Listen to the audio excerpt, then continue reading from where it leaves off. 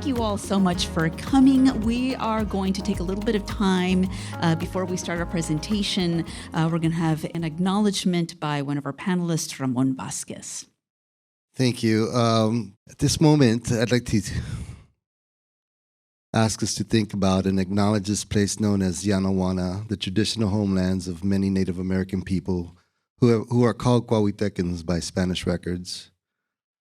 Over 200 tribes, bands, and clans are documented historically, which include Payaya, Paguame, Jarame, Pampoa, Borado, Tilihai, Pastilla, Papanak, Pacoan,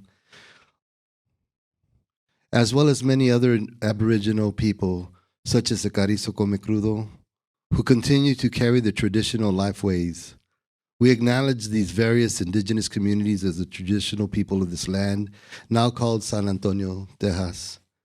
We acknowledge this homeland that would later include Comanches and Lipan Apaches as a place that is now home to nearly 65,000 urban Indians spanning from tribes across North, Central, and South America who continue to sustain their traditional languages and customs. And we acknowledge the resiliency, tenacity, and ability of Native Americans to survive, heal, and thrive despite the systemic oppression they have faced, and commit to celebrating their successes. I also would ask you to take a moment and acknowledge our murdered and missing Indigenous women.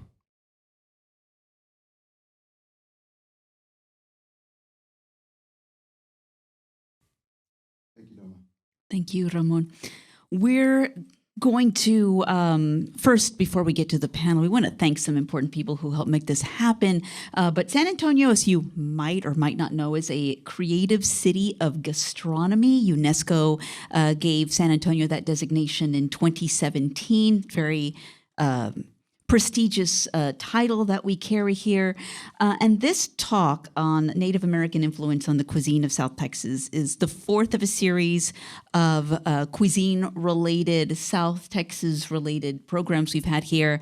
We had one on Tex-Mex. We had one on the Black influence of cuisine on South Texas, Polish influences on the cuisine of South Texas, and now we have the Native American influence on the cuisine of South Texas. And we hope to even expand the series further next year. So thank you for your support of these series by coming today. We also want to thank, again, the City of San Antonio's World Heritage Office for making this possible. They're our partners in this. And sponsors include Frost and HEB.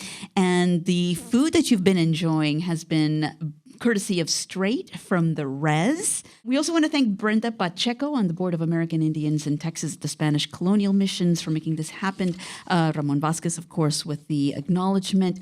This is Native American Heritage Month in the United States, and maybe you've been hearing the Native American Heritage Moments that we've been airing on TPR. Some other stations are also carrying it as well. And we worked with Ramon and the American Indians in Texas for helping out with that. So we are hoping to continue to broaden this conversation from cuisine and history and educate ourselves. I know that I don't come in here knowing everything, and I'm hoping that you're also here open to knowledge and perhaps another way of thinking about the food that we eat and the place where we are. So on the panel today, we want to have each of our guests introduce themselves. And Adán, I'm going to start with you here on my left, and we'll work our way down. Okay. My name is Adán Medrano. I'm a native of San Antonio on the west side. That's where I grew up.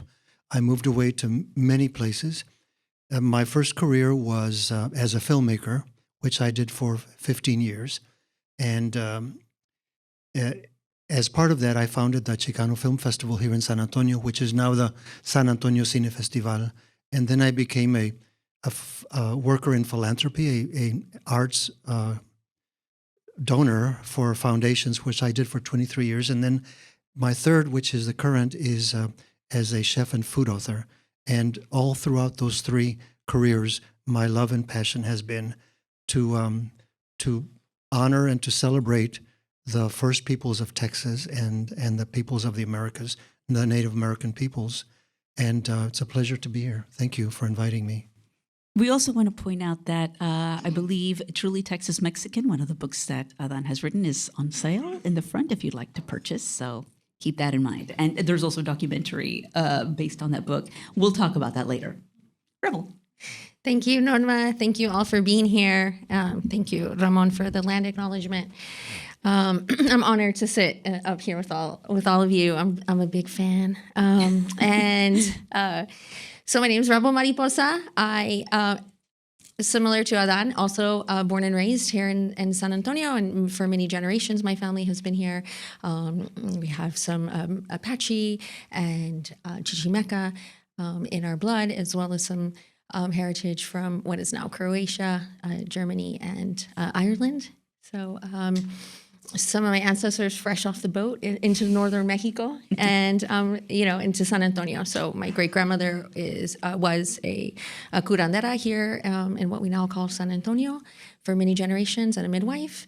And so healing is something that is centered in my being, as well as art and culture. So I also am a dancer with the Ballet Folklorico in Aztlán, as well as a danzante with Danzo Coyoshauqui. And for about 5 years here, I ran Texas's first vegan restaurant with a full bar and a venue. And that we closed in 2020 during the pandemic. And so since then, I've been doing some catering, some classes, and keeping La Botanica alive more from a restaurant into a wellness company, an educational space. And yeah, so that's me, and you'll hear some more as we talk. Thank you. Kristin. Hello, thank you for being here, and thank you for inviting me to participate. My name is Kristin Ortega. I too am a native San Antonio girl. I refer to myself as a Tejana. My grandmother told me when I was very young that we are part of the Chichimeca tribe in this region. And I went away in the Midwest to college and got a degree, an undergraduate degree in American Studies, and proceeded to learn that we are nowhere on the American landscape. When I came home, I came to public broadcasting with the PBS station here and started creating cultural programming that documented and celebrated our cultural way of life and celebrated all of the different facets that we enjoy every day. With our culture being plain in sight, what I learned when I came back from college with my fancy degree was that we were hiding in plain sight, and that we continue to hide in plain sight. So it has been, my personal journey to understand what that means, to be in plain sight but not seen or understood. And that's taken a number of turns. I am a businesswoman, and I'm also a philanthropist, supporting those causes that are important to help keep us more in the visible world. And Ramon? So I'm Ramon Vasquez. I'm an enrolled member of the Tepilamcuahuitecan Nation, headquartered here in San Antonio, Texas. I serve as the executive director for the American Indians in Texas at the Spanish Colonial Missions. We celebrate 30 years next July, so we're excited to celebrate our birthday with San Antonio next September when we have our grand opening, 30 years. So yeah, it's a long time coming. Thank you. Nothing else? Everybody had like these 5-minute introductions. Well, no, I don't cook. They all cook, and I've had all their food, and it's all great. No, You eat. But you eat. But I eat. Yeah. I definitely eat. Yeah, and an amazing activist. I remember thinking the first time I met each of the panelists, I remember thinking about Ramon, across the street from the Alamo. And, I think it was the first time, I saw you, and I just remember, just thinking, I was glad that you were doing what you were doing up there and speaking on behalf of the indigenous people that are here. So thank you. Yeah, no, thank you. Mm-hmm. Mhm. And so we want to include you in the conversation as well. So throughout the conversation, if there's something you want to ask, this is a free-flowing conversation. I've already talked to our guests here that, whatever we're talking about, if there's something that they want to say, they are, feel free to interrupt, raise your hand or whatever. We're just talking here, and we invite you to join that conversation. So we have some folks here in the corners with the microphones. These guys, friendly folks here with the microphone. So just be brave, be the first one. If there's a question in the back of your mind, just go up, suck it up, you can do it, and then you're going to get everybody else involved. So it's going to be a great conversation. So what I wanted to start off with, and I think it's appropriate that Adán here is sitting to my left, and let's talk about what indigenous food is not. It's not Tex-Mex. And Adán, we've had you on Frontera several times, and we've had you talking about Texas Mexican cooking. Can you tell us a little bit about that approach to viewing the cuisine of our region in that different manner than we do approach maybe Mexican food or Tex-Mex here? Yeah, that's a really big question, and I'd like to say that when I was in high school here in San Antonio, growing up, with my mom, we had carne guisada, arroz con pollo, we had caldo de res, caldo de verduras, and then when I went to high school, I was in a more Anglo environment, and we started going to places that were called Tex-Mex, and that was lots of cheese on the plate, lots of high fat, and tostadas with lots of frying. And I knew that was not the food I had at home, but it was so much the word of the day because Anglo writers controlled the presses. That was the only term that existed for the Mexican food of Texas. And so I thought that my food was Tex-Mex. And I come across a lot of younger Mexican-American people, fewer now, who say my food is Tex-Mex. And by that they mean the food that they have at home. But then you take them to this place of Tex-Mex food, which is cheese enchiladas with an over amount of cheese and everything fried, everything with sour cream. And it does not remind them of home. And so we need a new term. Our vocabulary was taken away because we do not control publication centers, nor were we the writers. And so there are many people today in the restaurant industry who say, my food is Tex-Mex, I prefer to call it Tex-Mex. And on their signs, they say Tex-Mex. There are very few of them. As I travel the state of Texas, there are very few restaurants who will call themselves Tex-Mex. Chuy's Tex-Mex, Gringo's Tex-Mex, Super Rica Tex-Mex, most of them were owned by Anglos, non-Mexican Americans. And I say, more power to you. It's a very famous, it's a very strong genre, so that's fine. But that is not my food. And the reason, I want to close with this in terms of the distinction. The reason it is in our food is, and there is no other option, is because if you were a Native American in the state of Texas 400 years ago, you were either going to be killed or you were going to be put on a reservation, or you had to flee to Mexico. And later on, about 150 years from now, you still had to be very careful about being Native American. Even being Mexican American was difficult. And so we had to do other things. And so I am a Native American Coahuiltecan. But I did not claim that until about 20 years ago, 25, 30 years ago.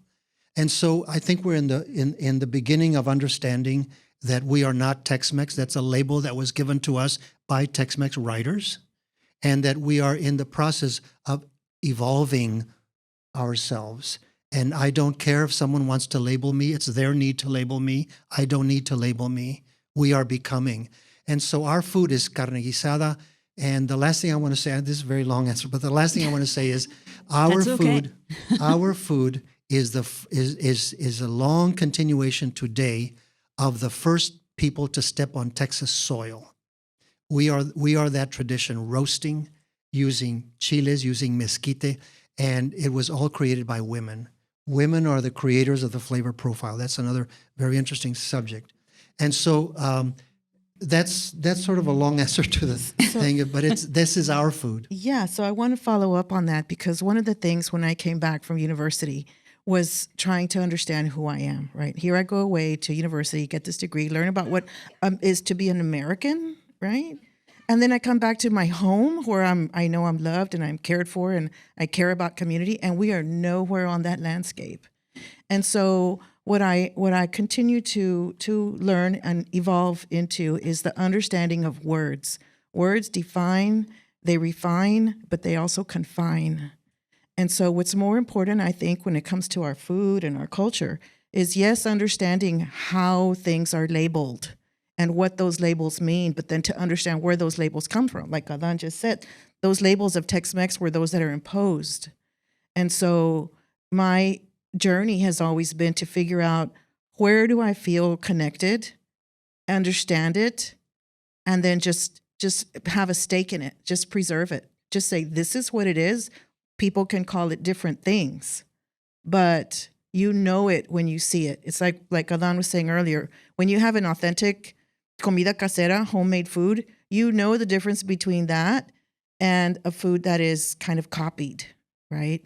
And so you have to, sometimes we're tricked into saying this is really what it is, when it's really, you know what it truly is. So the words sometimes confine us in a way that just contain who we are, what we do, and how we do it. And we need to constantly be breaking through and saying, that's not it. That's not entirely it. That's somewhat it. I think you also bring up a good point about connection. I think what indigenous food is not is disconnected. If you can have all the native ingredients, but if you're not really connected to the land and connected to your culture and connected to your community, are you really cooking in an indigenous native way? Or if you're not trying to save the planet, if you're not trying to make sure that all indigenous people around the world are free, are you really, but you're making mesquite cookies, but you're disconnected, So I think that that's also really important. It's not just, are you using certain ingredients? It's, are you connected? Are you embodied? Are you thinking about the planet and how you affect how you're affecting yourself and others, and how that ripples out? And so, Ramon, we had a meeting, the few of us, a week ago, and I had mentioned that when a lot of people think of maybe indigenous food, especially in this part of the state, we think more of, Mesoamerica and the Aztecs and the Mayans, et cetera. But you pointed out that, corn, which we think is such a staple, that really wasn't a staple here in South Texas. No. So talk to us a little bit about that. Yeah, and I think that's a mistake that a lot of people Broad generalization, right? Think that corn was a staple here. And, well, obviously corn wasn't a staple here until it was brought through the missionization process. Prior to that, the staples were mesquite. That was the staple here. Pecan, cactus. And it's kind of funny because, it's like everybody now is starting to recognize the importance of indigenous foods. I mean, it's just crazy. 2018, cactus was this superfood for Google. People are out there, going crazy for mesquite. It's so, it's just interesting, how we can just appropriate people's culture, their food.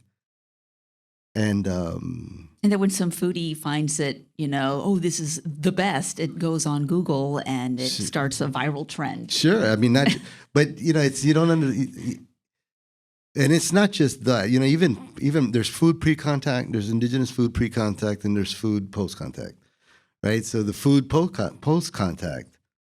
So it's not enough that we take the pre-contact food and kind of make it this superfood for everybody now. But even the post-contact food, the barbacoa, not the big red, but the barbacoa, the tamales, the fajitas. You can't. You come into San Antonio, you got to try the fajitas. You got to have the fajitas in San Antonio.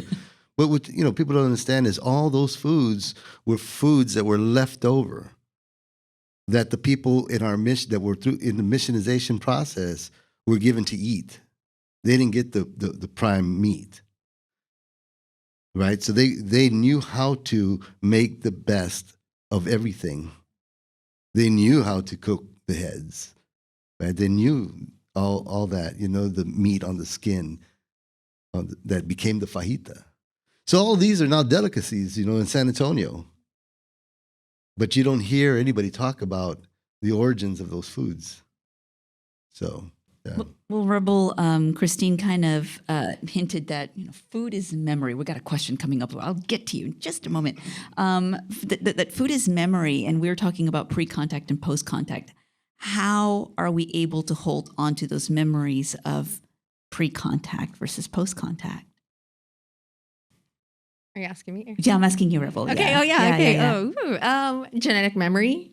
I definitely believe in genetic memory. I believe that that stuff is written into our DNA and that it can be conjured up through a smell, through a memory, a song. Those things are, they're in codices from, thousands of years ago. And a drum beat can bring it up. I really believe that these things are in us naturally. They might have been, they tried really hard. To colonize us and maybe have us go a different way, right? That fits better for capitalism and consumerism. Yet, like we're saying, now all of a sudden it's like, oh, it's a superfood and it's 2023 and people want mezquita and our peoples knew that mezquita was a superfood. They didn't need to label it a superfood, but they knew the science behind it and the chemical makeup of a nopal and how it could, have all these impacts on our body. It's not, that science of it is not just newly discovered. Our ancestors already knew that, so that's my answer, genetic memory. Okay, we have a question. Hello. Hello, thank you all so much. I had the privilege of attending the Black influence on South Texan cuisine and also the privilege to attend this one. It's maybe more of a comment. I really appreciated what Rebel said about our connection to the Native American influence on our cuisine, and that was mirrored in the Black influence on Southern cuisine. They said soul food is not any ingredients or things, it's your soul on the food. And so I just found that to be very beautiful that was mentioned early on. And then also in her next comment, I'm glad I got to wait for my comment to say that when she said it's ingrained in us, if you don't know, but our sense of smell is the only sense that is connected to a different part of our brain. It's connected to our limbic system. The rest of our senses are processed in our thalamus part of our brain. So our limbic system is where our emotions and memories are processed. And so I find that also to be very interesting that she also made the comment. So not a question, but a comment. I just found that to be great that it connected both discussions and to add that. So whatever other commentary may add. Thank you very much. Thank you so much for that comment. And anybody else is welcome to ask a question or make a comment. Rebel, do you have a follow-up to that? No, thank you. I'll let other people talk. Thank you, though. I do have a follow-up to that. I think that you're spot on when you talk about the sense of smell, because the ingredients that we use, like we know certain ingredients belong with certain dishes and they just work. Right. So just being aware, like when I'm cooking, I might add something that I know is not part of the, my typical cultural landscape. Right. My grandma would look at me and say, "What are you doing? ¿Qué andas haciendo, huerca?" And, but I do it with awareness. Right. You have to just understand, turmeric is not in our normal diet as a spice. Neither is saffron. Those are all, from another era. But that we have them now, right? So I think just understanding which are those spices that are tied to the land that we're connected to, that to me is the key in terms of the connectivity, is that what is coming from this land that we live on and that we die on. That's what really ties us together. Well, Adán, you are the author of Don Canto Tortilla, Centrally Texas Mexican, and that was made into a documentary that has been showed pretty frequently on PBS, and maybe some people here have gotten a chance to see it. But can you tell us a little bit about the inspiration to put those stories and those recipes into print and to sharing those stories on film, which is obviously your background? Okay, thank you. The inspiration is why, even though in the public sphere we have been erased, we are still here and our stories are still strong. And that is that if you look at where all of this power, where does the power come from? It comes from the West Side kitchens where our families meet and eat. Over 500 years of colonization, women have narrated our identity by cooking with indigenous ingredients, with indigenous flavor profiles, and have reminded us and said to us by eating, this is you, and it makes our community stronger. So that's why I can write, because I received this from the community.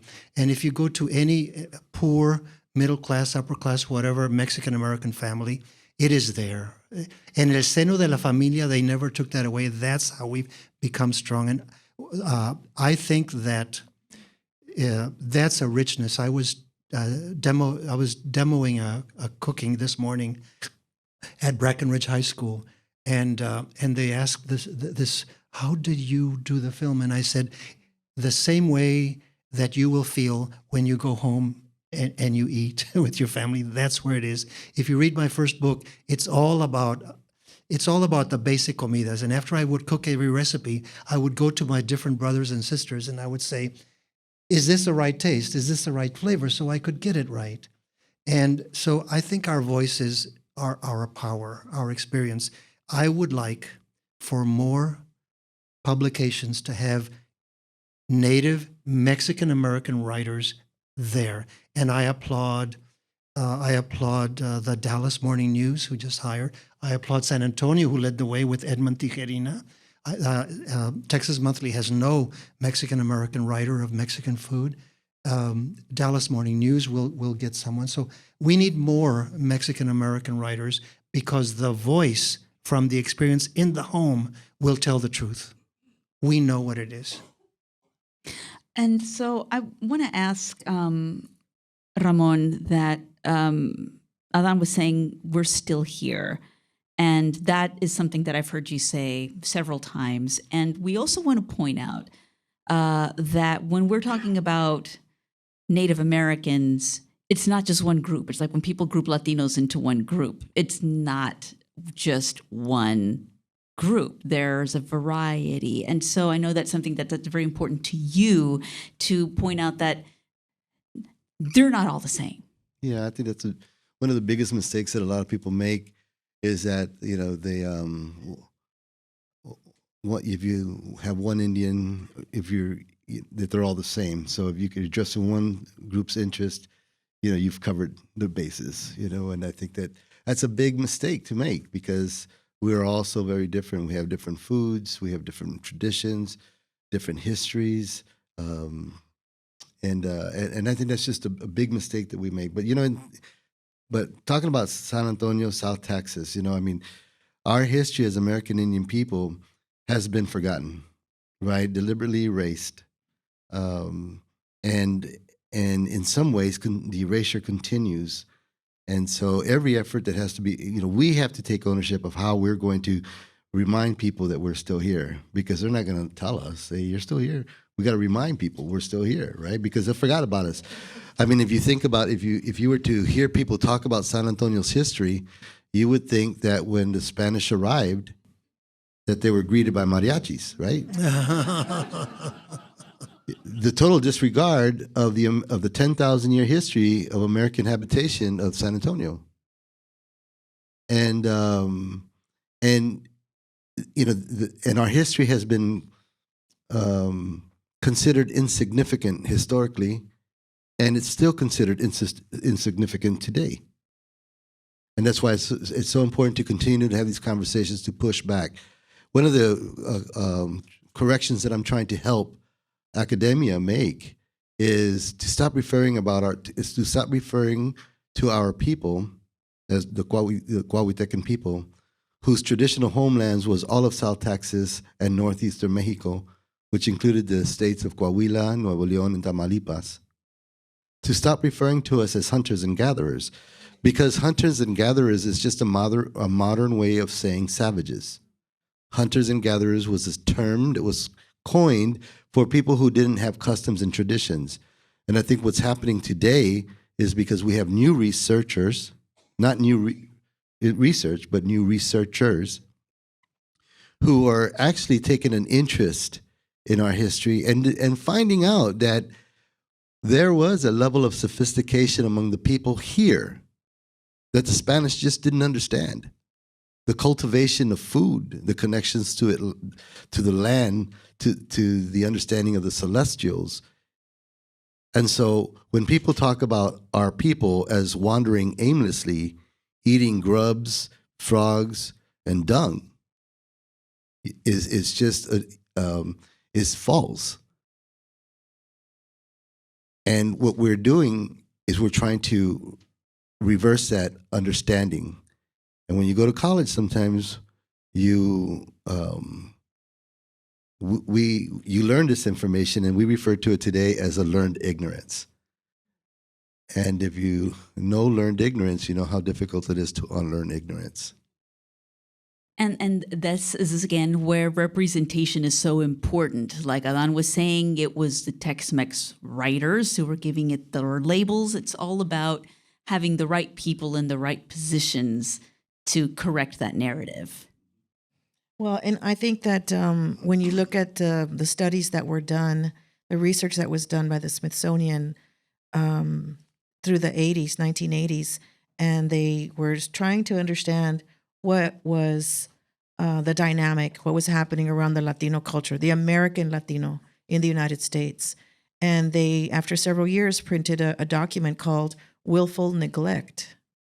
And that was the finding that this commission had about the Smithsonian's approach to people of color and specifically to Latinos in the United States. And so fast forward now to where we do have the authorization of the Smithsonian, the National Museum for the American Latino, but it's still a dream because it doesn't exist yet. So we still continue to struggle with what Ramon describes as, erasure, right? And we continue to get that pushback. And so it is, at least from my perspective, very, very essential that I find belongingness when I'm here with my family, and that we all find it, because collectively we still have a very strong voice. On that voice, I think I had said this before, but I would like to emphasize that. I think that's very important, that it be our voice, that it be Mexican. I would not have called myself Native American Indigenous 35, 40 years ago. But now I do. I understand that that's the case. I didn't come from anywhere. My ancestors have been here since the 10,000 year history that you mentioned, that we've lived in this region. And the erasure has been by intent. In 1837, this is after the Alamo, the Republic of Texas has been founded. Sam Houston is the president. And there's a standing committee on Indian affairs in 1837.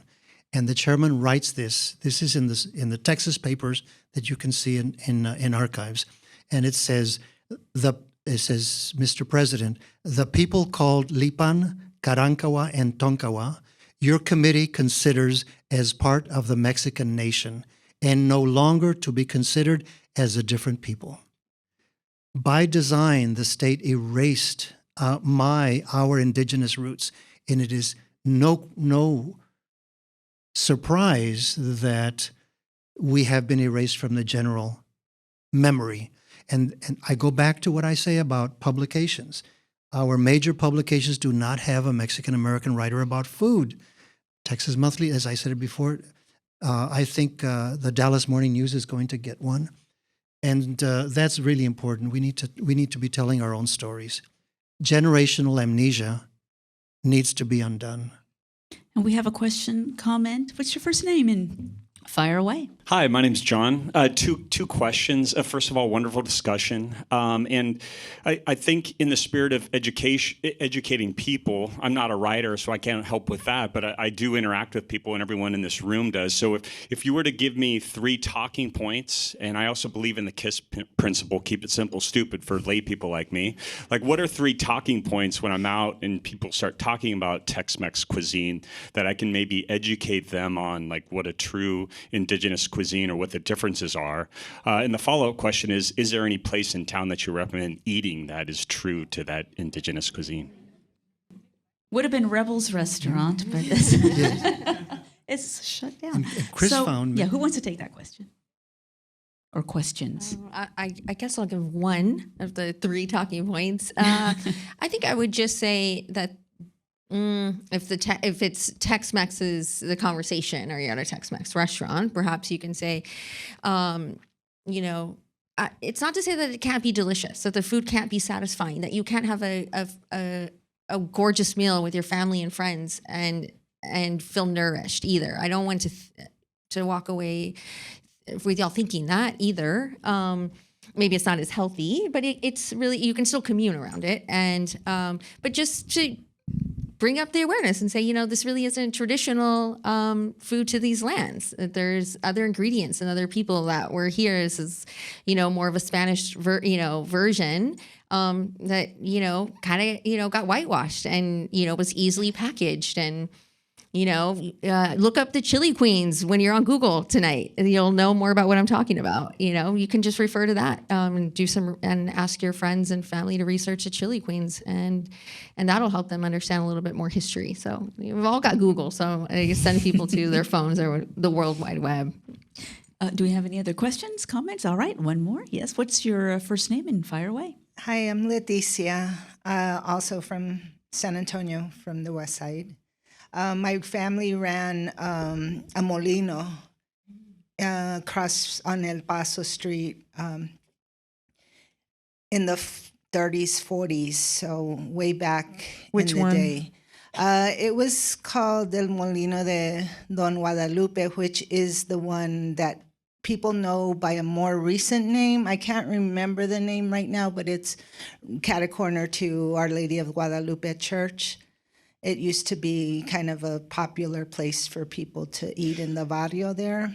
But this was back when it was a general store, but they also had the molino where they sold the masa that was made for the tamales. I have this story, and I never ever thought of where I might share it and where I might get feedback on it, because it was just a very big surprise to me. So I'm actually, my grandmother is from Mexico. She's from San Luis Potosí, a little town called Charcas by Matehuala. I've never stepped on that land, but someday I hope to. But at 11 years old, she was sent to a relative to take care of her because it was the first pandemic, the Spanish flu pandemic. And so when she was caring for her, I mean, she was 11, she didn't know what to do, so she was sitting outside crying. And a woman walked by, they were going to get the water from the well. This is a tape recording that my grandmother left. They were going to get the water at the well, and this lady saw this, my grandmother, who was 11 at the time, crying. She said, "Why are you crying?" She says, "Because I'm taking care of this sick person, and I don't know what to do." So they had a little store. They sold food also. Food's been in my blood somewhere, but I didn't get that gene somehow. Anyway, the lady comes back later on and had told my grandmother to grab all these ingredients. And what she did for the flu, the Spanish flu, is she used a masa, a corn masa, to put over her body. And that was how she remedied the problem of the fever that she was having. And I had never heard that before anywhere, and I didn't know. It kind of seems right? Because like if you put it around a tamale, and you cook it, like the masa will protect it. So I guess like the fever was okay kind of thing. But I had never heard that, and I'm wondering if anyone else has heard of it or knows any kind of stories where food's actually been used as medication. Well, we've all heard of the tea, right? That your abuelitas, are always brewing up for you from their hierbas in the garden. So I mean, that's one thing that I think the yerba buena that everybody wants to give you when you have a stomachache or you have a headache or whatever. But how is food healing? Put that out on the floor. Well, I think just thinking about it, food, you can, you start thinking about a tortilla and the smell and, the cocina where your grandma, your mom's there cooking, You know, just that idea already puts a feeling in somebody's body. And you know, food is definitely directly tied to healing. Whether it's in the medicinal value, because all foods have some type of medicinal value to us. They sustain us. They provide certain functions in our body. So I think it's just recognizing the sacredness of the food, and maybe we approach it differently. So, you know, I think one of my staff members came up to me and said, Ramon, you know, I have an issue because this person's there's no integrity. And I get it. You know, I was like, well, you know, I mean, there's no word in the indigenous languages for integrity. You know that, right? So, you know, the idea of integrity is a Western value. Doesn't mean that our people did not, value integrity. It just means that we didn't have a word for it. We had a different word. It was probably something, the closest word that we had for it was sacred. So when we can define things through our words, like something like sacred, then you approach things differently. And I think that's the part about language and how we use it and how it's connected to us and then us to the tierra and the tierra to the cielo and so forth. So. And I think there's also the food that comes to mind with respect to healing is, you know, I have my favorite T-shirt says, "I'm okay. My grandma rubbed me with an egg." So, I mean, nobody eats the egg afterwards. Nobody so, right? eats the egg, yeah. Yeah, so but, you know, by you all laughing, I think you understand how that egg is used, right, to make you feel better, supposedly after somebody has looked at you a wrong way. And it's a whole ritual where you lie down and your elders, the women, right, predominantly women, would rub you with this egg on your body to take out any evil spirits or bad vibes or energy. And then they go through a whole praying service. You know, my take on it, part of that is that you have your mom touching your body. You know, it's like when they put the masa on somebody, just the act of you know, soothing someone with food in that way. I think it's how we channel our love sometimes with those foods. So maybe it's not exactly that the masa absorbed the fever or that the egg absorbs the energy, although, you know what, who's to know, right? There's still science out there being made. But the fact that we use food in that way to comfort and to share love is what heals us as individuals and as a community. Yeah, I think the paradigm reshift, I would say, is to think of food. Food is healing, period. Plants are healing, period. And it's not which ones are, it's that it is. And it's not just, you know, it's like you were saying, whether we're using it in Olympia, which, yeah, we don't need science to prove that either, right? Western science, we know, right? It works. It works. We know, you know, there is now Western science that talks about energy and energy fields and thoughts are things, right? And like, but our people already knew that. And so you have things, you know, now people like bad vibes, good vibes, you know, and it's trendy. But again, we already knew that. And it's so... Yeah, I think it's just that shift of going, hey, this is healing. And also the cariño, the caring and the love that's put into it. You can make a meal with a lot of negative energy or a lot of, you know, anger and pass that on to someone. That's what I think of when I see Hell's Kitchen. Everybody's so mad. I don't want to eat that food. Or these glorified shows where the top chef is yelling at them. I would never want to eat their food either. Like that's even at Botanica. And then they're all smoking, you know, in the back. If someone was having a bad day, I'm like, get out of the kitchen, figure it out, go touch a tree, you know, drink some water, do whatever you have to do before you come back into this kitchen and make food for people, because energy matters, your thoughts matter, your feelings, you know, they're important. I thought you were going to say something. Yeah, following up on the feelings and these are ancient knowings that we have, and we have. Generation by generation, slowly you begin to forget because of disuse, but we can recapture. I would like to shift also to the side of it that is institutional and that is making us sick because of policies.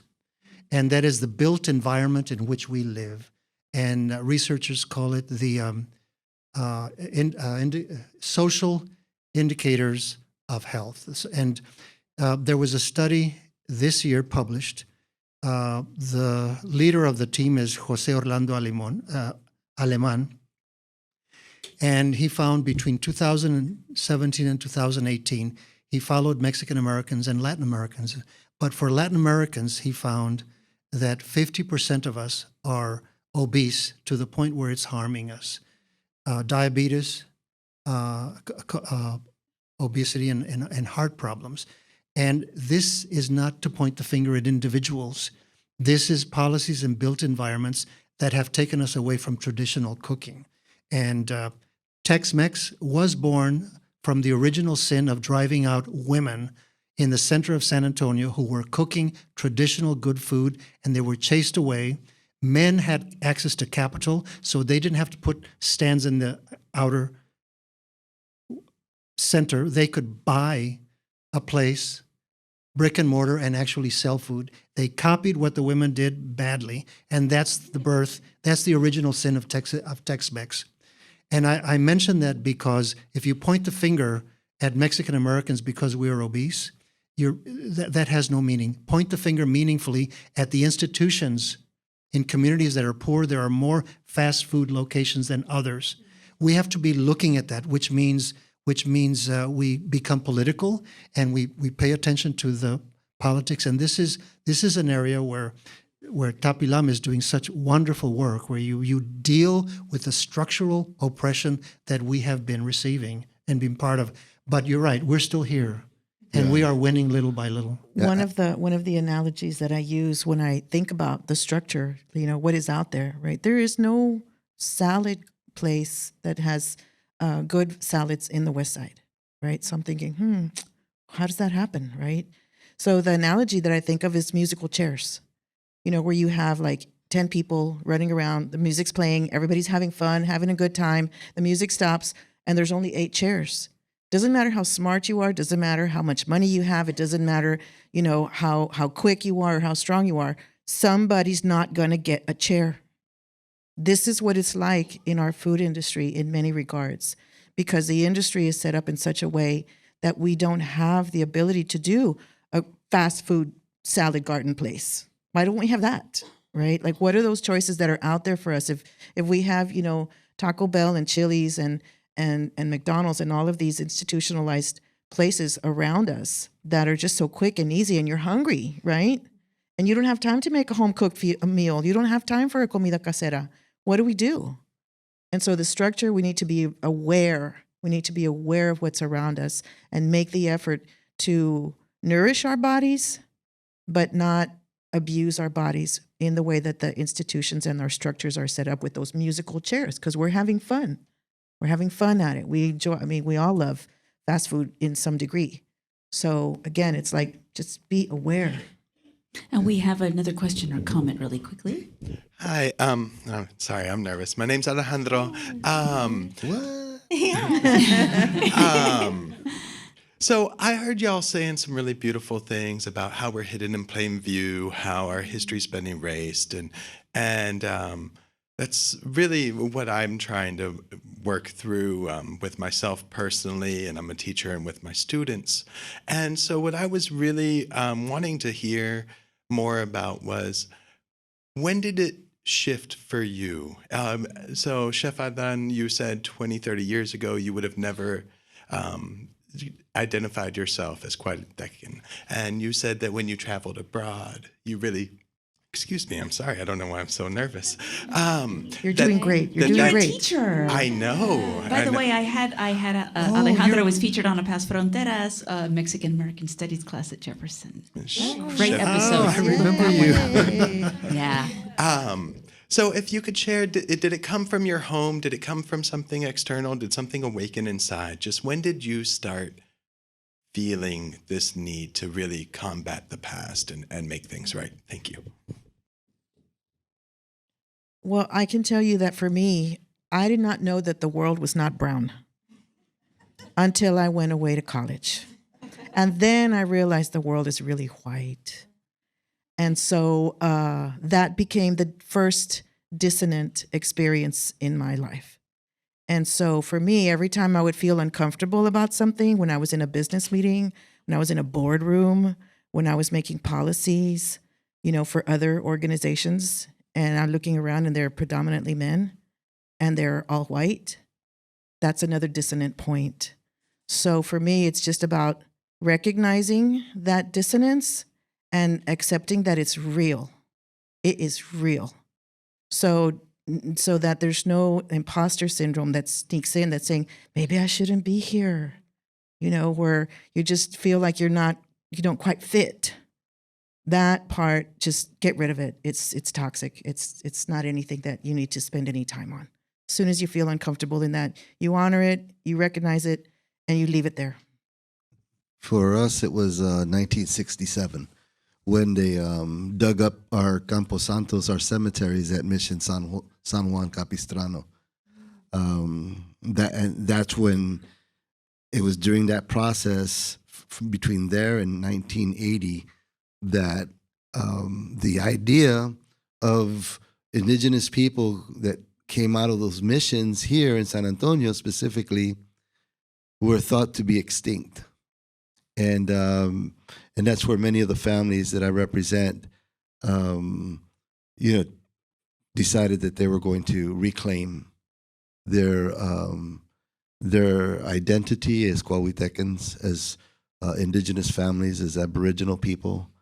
And that was in 1988 when it officially happened. So, it takes something sometimes very tragic, something, you got to get to a point of disgust. Yeah, and can I also just quickly interrupt? I mean, this is kind of on a different topic, but Ramon, we've talked about this in the past, that where we're sitting right now, this is a Camposanto. Yeah. There are more than likely indigenous remains right under where we're sitting right now. And that construction that you're seeing in Santa Rosa, Cesar Chavez, who knows what they're digging up with their machines, if they even notice. So we just want to point that out, that this is where we're sitting right now. It is sacred to be aware of that. I was aware of my indigenous character from birth. I mean, when I was very young, my mother in her molcajete said to me, holding we call it bola in Spanish, she said, este es tejolote. She used the native word for it. And from the very early days, that was part of me. And at one point, my father, who did a lot of farming or farm work, gave a squash to me, una calabacita, and he says, esta es tatuma. Tatuma is the native word for the calabaza. So I always had that. But it was not until later, 34, when I put it together in ways that I could write about it, because language was not in our favor. Do you have any comments, Rebel? I think for me, it's a journey. I don't think that there was one moment where it was like, aha. I think that it's been this journey of decolonizing, rematriating, undoing some things and letting some things come to the surface. I mean, for me, like I mentioned when I introduced myself, my great grandmother Loli was a curandera and a Mexican healer, traditional healer, and midwife. And when she passed, the night she passed, being as magical as she was the same night I was conceived. So I often have felt on this side that I'm a bit of a manifestation of that healing power that continues to go on. And I really honestly believe it was through her knowing that about how life moves and energy and passes. And so, but my family was, very more Catholic. And so she wasn't as honored as she should have been. She should have been extremely revered. But unfortunately, because of patriarchy as well, she wasn't. And so it was my aunts and my mother who would tell me stories and lifted her up and edified her in a way that she should have been while she was still living. And then my stepmother, Viviana Enrique, who is danzante and capitana in and also, a big part of Chicano history, having her come into my life and reawakening some things, it was, important in me coming to terms with who I really am and my indigeneity and my power, and going to college and and being in Chicano, study classes and Mexican American classes, but it doesn't just end. I feel like there's other things. I mean, I'm watching this row of these beautiful young people I'm auditing a class with them for Mexican American foodways, and even then I feel I'm getting more validated and I'm waking up more, and there's something else that, like you're saying, the imposter syndrome. It's like, even though I'm 20 years older than some of them, we're vibing with each other in a way. We're lifting each other up. We're, edifying each other. We're looking at codices together and feeling validated. And so, yeah, maybe it's 2023 and I wish this happened, in 1983, but it doesn't matter. It's happening now. And so whenever it does happen for us, for me, for any of us, it's beautiful, and timing is a construct. So just trust the timing of your life. I'm going to make an editorial decision. So we're going to go a little bit long because it's already been an hour, but we got a couple of questions, comments here. So we're going to start here on my right. Hi, what's your name? I'm What's your Rebecca. question? Hi, Rebecca. Hola. I'm from a farm family in South Texas, farm and ranch. And I remember my dad saying one day that Jim Hightower had just written a book called Hard Tomatoes, Hard Times. And it was about changing the tomatoes so that it could be handled by machines instead of picked by hand, because it was cheaper to do that.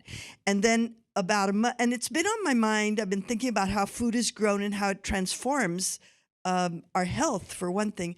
And when we were in Mexico last month during the Día Nacional del Maíz, we went to the museum, and there was a lot of concern about GMO and Monsanto and how seeds are changing and the protection of seeds and that kind of thing. And that is the original indigenous seed that they're trying to protect. Same thing going on with the cotton that was originally the Aztec cotton. So I'm wondering if any of you could address how that's changing our original foods, our original flavors and everything, when you make jalapenos that are mild and some that are real spicy and some that are super hot, just so you can have new sauces on it's all being modified. Any thoughts on that? Who wants to tackle that one? We don't have much time, so a brief answer Plant would be your own great. plants, find the right seeds. Yeah. I mean, in Texas, in this region, Chile Pekin is king, right? It grows everywhere. And, start there. That's what I do. Yeah, and there are a lot of organizations, Native American organizations throughout these lands that are already seed saving, and you can help them, you can donate to them, you can get seeds from them. There's already movements happening to save the seeds here and on Turtle Island. So yeah, I mean, do what you can. Absolutely, plant your own things as well. Save your seeds, pass seeds around. It's absolutely, yeah. I mean, isn't there a Mexican proverb, right? They buried us, but they forgot we were seeds, or something like that, right? And it's, I mean, that's the thing. There is so much power in seeds, absolutely. And if we do it together, there is bonding that happens in the community. We'll become more politically active because it is a built environment that we have to change. I think the future is good if we reclaim our heritage, our traditions of eating well. About 6 years ago, researchers, 5 of them, researched acculturation and health. And they found that those of us who have become more acculturated eat less fiber and higher fat. And the less acculturated you are, the healthier you are. I can no longer go easily and find a cabbage where I can inspect it and I can then wash it at home. I have to buy it inside a cellophane wrap. And they tell me that it's been washed, but I don't know with what. I don't want to be cooking with sourcing from a corporation anymore. And we have to get away from that. It takes political will. Okay, we have one final question, comment in our last few minutes. Hi. What's your name? Question, comment. My name is Isela Hernandez. Hello, everybody. Thank you so much for being here today. I really enjoyed the chat. Thank you. I'm not sure how to phrase the question, I'll give you some context as to where it's coming from. So I am the owner of a brand of Mexican culinary products.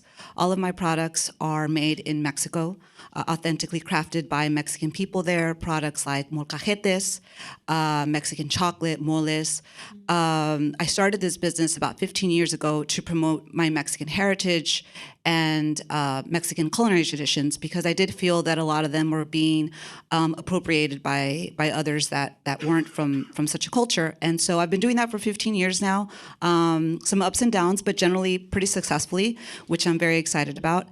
I guess, I give that context because I'm hearing everyone speak, and I listen to it, and I hear it as an entrepreneur, like, wow, what a tremendous business opportunity. And I'm so sad that your restaurant didn't work out. But what would it take for something like that to work out in this city? Because I do think it's valid. I do think there's a lot of interest from people who are from here, from not from here. And, you go to places like New York City, where I lived for a long time, or LA, Albuquerque, and you find places like the, what's it called? The Native American, no, it's like the Indian Pueblo Cultural Center, where there's a restaurant there and they feature Native American foods and so forth. So like, what would it take for something like that to happen here that we can all be proud of, and that, will take this conversation to the next level? And I also want to point out that I don't think anybody answered the question, where's a good place to eat? Right. Yes. I was going to get back to Might that. as well circle back to that. So who wants to take that? I'll go quickly first, because I think this is a round type of thing. It is very successful. The restaurants on the west side, Pueblo number 2, there. I went to Yasling. Puesto number. There are many restaurants that are doing this food. They're doing it very successfully. And there are food trucks that are doing it very successfully. Right now, this food, our native Mexican-American, Texas Mexican food, is doing very well in business. And we are the most influential Mexican food in the country. Right now, restaurants indicate Mexican food is the top trending Mexican food. It's more than Italian and more than Chinese. But I'll let them. Who wants to carry on? Yeah, I think that as far as a place, there's not really a place when I think about using, indigenous to these lands, like Ramon was saying, like not using corn, using mesquite. There's not really anyone doing that yet. And why? I mean, maybe there's a market for it, maybe there's not yet. And also I struggle in a way too to think, do we have to always commodify our things? Does it always have to be sold, right? Like, how do we do it in a way where we're still, like, where we're not just hyper capitalizing our foodways either, right? Like, so where is that balance? I want it to be, like you're saying, honored and edified and shared. How do we do it also where it feels like we're not just taking, right, from a recipe from someone and then making all these money off of it too, or where, we can just put it like, oh, we've done this and use it to gain more money. So I don't have that business model, to present, but I ponder those things into how do we balance it so that it doesn't just become more of what we're trying to get away from. Kristin, Ramon, any input? Well, what I was going to say is don't get stuck on the words, of how we describe our food, because we're talking about indigenous food, but I don't call my food indigenous. I mean, it's just Mexican food, but it's really not Mexican food, right? It's just, and I called it Tex-Mex for years, forever. So, in terms of where to go to find the food, go to the west side. There's some really excellent food trucks, West Commerce, Culebra, Bandera, but toward the center, right? I spent my whole Friday night going trucking, and there's some great food there. There's a lot. I always, it's my mission to find all these great little West Side Mexican hole in the walls, all the mom and pops. There's so many. I hate to mention just one. Adán mentioned one that I go to regularly, Puesto number 2. But there's also the Taqueria Fiesta, there's La Placita, there's Rita's, there's Yatzil, there's so many. Go and find your own. Don't get stuck on the words. It's not indigenous. It's not Tex-Mex. It's what you recognize is truly present. And so, Ramon, you said you don't cook, you eat. So where do you eat? Well, I don't know if it's about where we're eating, because, I just don't know that you're going to go someplace to eat because you're going to be healthy, or you're going to, you're going to get health benefits from it. But I don't know too many restaurants to do that. I will say this. I go to restaurants that have, I pick salsas, right? So if they have salsa de Pekin, the chile Pekin, that's where I go, because that means they're going to pay more attention to the other foods that they're making. But I want to leave you with this too. When we're talking, indigenous foods, when we're looking at, when I'm thinking indigenous foods, I'm thinking very regional, right? I'm thinking South Texas, northeastern Mexico, and you have to really just take the time to research and find ways to integrate those foods into your diet. Probably at home, more than likely at home, with friends, because research is already telling us, and this is what the rest of the world is finding out, that our indigenous foods, our fibrous foods of South Texas and northeastern Mexico, or create an enzyme that helps fight diabetes and cholesterol and obesity. But it's not just in the food itself, it's in the cooking process. It's so you can't just grab an onion, bite it, hey, I got the enzyme, I'm going to be good. But it's in the cooking process that produces that enzyme in our fibrous foods. And all the foods that we've been talking about, South Texas and northeastern Mexico, are fibrous foods. The onions, the tubers, the mesquite, the tunas, the cactus, the nopales, all those are those fibrous foods. We have to reintroduce those fibrous foods back into our diets. And I know we got to wrap things up, but quick plug, Pecan Festival, American Indians in Texas. Yeah. Talk a little bit about that. Yeah, that's, I believe it's December 4th, the Saturday. I don't have the date right now, but December 4th, pecan harvest. You can come and try all. I heard second over here. Says it's the December second? 2nd. Okay, December 2nd. I don't know this. Yeah, December 2nd. It's a great opportunity to come and share a meal with us. All the food is indigenous foods from South Texas, northeastern Mexico, mesquite, made with mesquite, cactus, pecans, and it's all pecans, right? So everything has pecans in it.